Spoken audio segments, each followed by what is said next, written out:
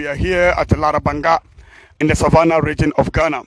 As you may see, this is one of the oldest mosques in Ghana, or let's say one of the most oldest mosques in West Africa.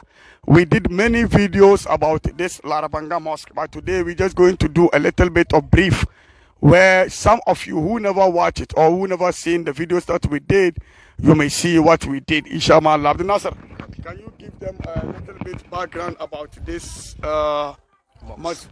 Okay, yeah, you're most welcome once again. If you're in Larabanga, you feel at home. Larabanga is your second community.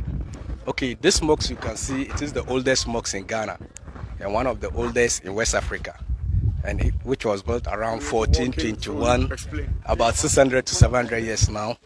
So the founder of this community, he immigrated from Saudi Arabia, a town called Medina, and he was served as a spiritual consultant to a certain warrior known as Smaila Endera Japa.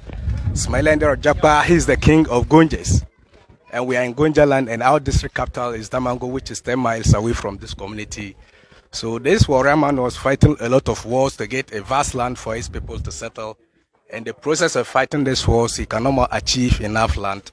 So somebody advised him to go back to southern part of Mecca. He met the founder of this community.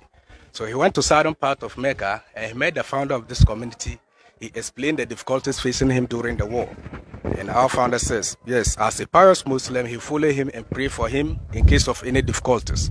So they both agreed and they started the journey in such a way that when the warman found difficulties to conquer such areas, the founder of this community normally prayed for him so that they're able to capture that area successfully. And coming to some time, they were both old, they can no more continue the fight. It's then that the founder of this community gave the warrior man advice that on their way coming home, they'll meet 3 rivers. And the third one, they shouldn't cross it. They should take it as their settlement. But just because the warrior man insisted to get a big land to settle up, he disobeyed the founder of this community and he crossed the third river. That's Black Volta, where I come from south to the north, a town called Bupi. So that's where the warrior man could not survive, leaving the founder of this community. So the founder of this community also said he don't need a place where they kill people or polluted land. He only needs a pure and permanent land to settle. And where he could settle first in this community is where we have the magic stone, which is half a kilometer away from this community. So he was there offering his prayers, but having in mind an intention to build a mosque there. But geographically there is rocky and slopey. He cannot build something like a mosque. So by then he was moving with an arrow, a spear, promising that wherever he threw it and it got landed would be his settlement. So he stood over there and threw the spear high into the sky. So the following day when he traced, I came and found the spear on the black portion you can see. That's the first foundation he came and met. The first foundation? Yes, that's the foundation. So this foundation was raised by itself? Itself. Okay. So when he came and he was moving around the foundation, he saw a piece of booklet written in Arabic form. He took the book and read, and he got to know that that's where God said he should settle. So the following day he started building this mosque in such a way that when he built, he will fix his stake to know the level that he has built.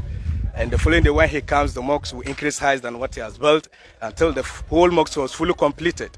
And because he was alone, he was using one entrance, that's the chief imam entrance. And when the community became grown up, he opened 3 additional doors, making 4. So the earlier door I mentioned, which is over there, that's the chief imam. And we have the men's entrance over there.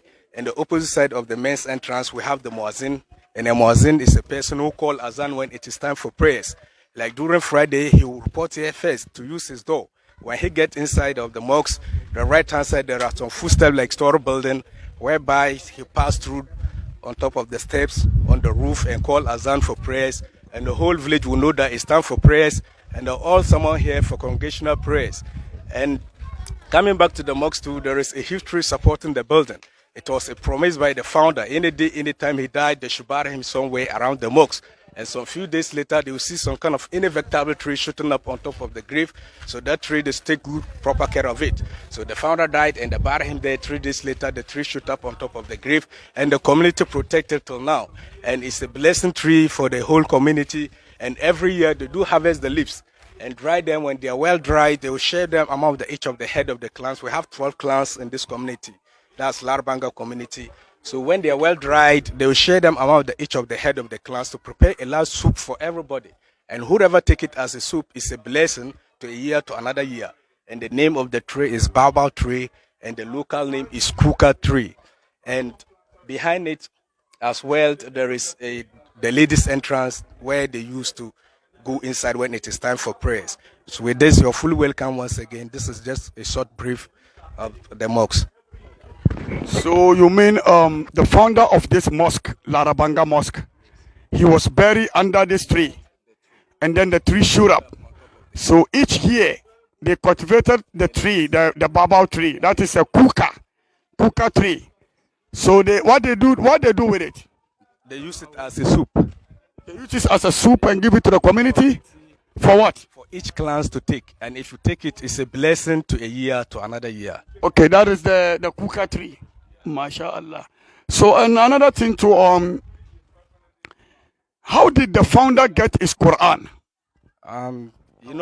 During those wars, when he came and settled here first, he left the Quran due to some other amenities.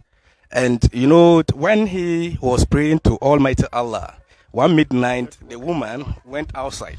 So when he went outside, he saw some miracles. So she had to rush inside his room to inform the husband that she saw some kind of a miracle. So it's then that the husband got to know that this is the Quran, which was brought by angels. So he have to go out and perform ablution and receive the Quran.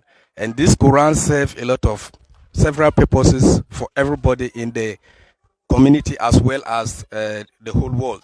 So most people do come here to seek blessings from this Quran. And before one could come here to seek prayers for this Quran, they have some other materials which you may need to buy.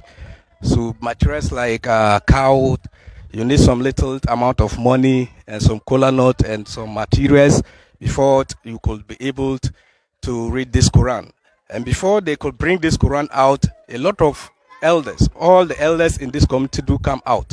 And one person does not carry the Quran, about 20 or more than that, who will go inside the room and bring the Quran out, and they'll read this Quran by this mosque.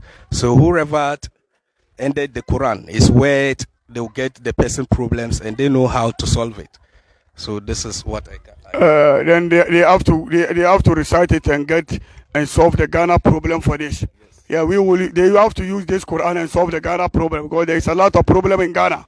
Inshallah. Politicians and the businessmen that do come here to seek blessings from the Quran. Okay, inshallah. So as you can see, we are here in Larabanga Mosque, located in the Savannah region of Ghana, one of the oldest mosques. This mosque is more than 600 years old.